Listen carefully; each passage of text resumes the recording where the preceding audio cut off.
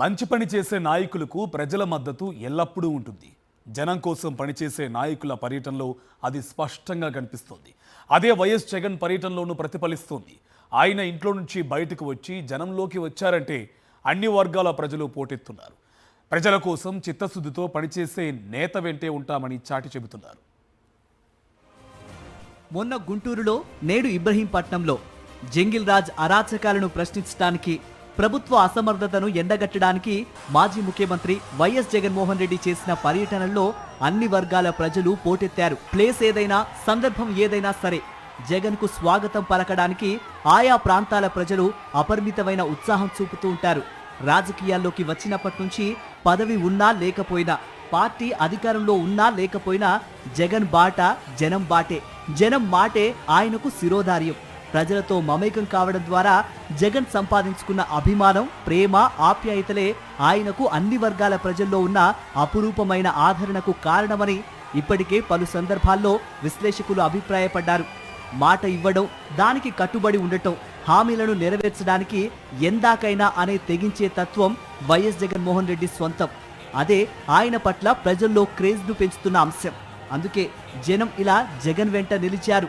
తమ సంతోషాన్ని, ఆనందాన్ని ఇలా పంచుకుంటూ ఉన్నారు. జగన్ పర్యటనలు ఫెయిల్ అయ్యాయని, జనం రాలేదని, ఆయన వెంట ప్రజలు లేరని చెప్పడానికి కూటమి ప్రభుత్వ పెద్దలు పడరాని పాట్లు పడుతున్నారు. అధికారాన్ని దుర్వినియోగం చేస్తూ పోలీసు వ్యవస్థను ప్రయోగించి ప్రజల్ని భయపెట్టి వారిని జగన్ పర్యటనలకి దూరం పెట్టాలన్నది సీఎం చంద్రబాబు ఆధ్వర్యంలో జరుగుతున్న కుట్ర.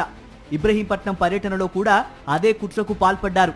చివరి నిమిషంలో జగన్ ప్రయాణం చేసే రూటును మార్చి కొత్త మార్గంలో జనం లేరని చెప్పడానికి చూశారు. కానీ అది కూడా వర్కౌట్ కాలేదు. రూటు మార్చినా పాలకులు జనాదరణను ఏమార్చలేకపోయారు. చంద్రబాబు మార్కు కుట్రలను, కుతంత్రాలను ప్రజలు ఎప్పుడో గ్రహించారు.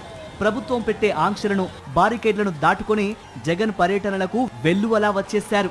స్వచ్ఛందంగా తరలివచ్చి జగన్ ఇబ్రహీంపట్నం పర్యటనను కూడా అంచనాలకు మించి విజయవంతం చేశారు. కూటమి ప్రభుత్వ ఆటవిక విధానాల పట్ల తీవ్ర స్థాయిలో ఆగ్రహిస్తూ ఖబర్దార్ చంద్రబాబు అని గర్జించారు. తిరుమల మహాప్రసాదం లడ్డూ ప్రతిష్టను దెబ్బతీయడం ద్వారా గత జగన్ ప్రభుత్వంపై బురద జల్లడానికి చంద్రబాబు నానా కుయుక్తులు పండుతున్న సంగతి తెలిసిందే.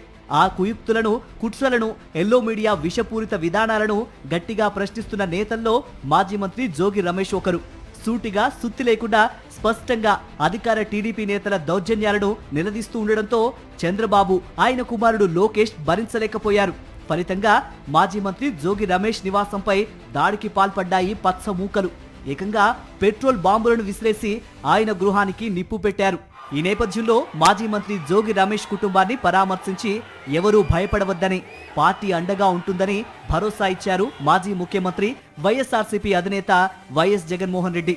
రోజులన్నీ ఒకే రకంగా ఉండవని, వైఎస్ఆర్సీపీ తిరిగి అధికారంలోకి రాగానే చట్టబద్ధంగా చర్యలు చేపట్టి నిందితులకు శిక్షలు పడేలా చేస్తామని హామీ ఇచ్చారు.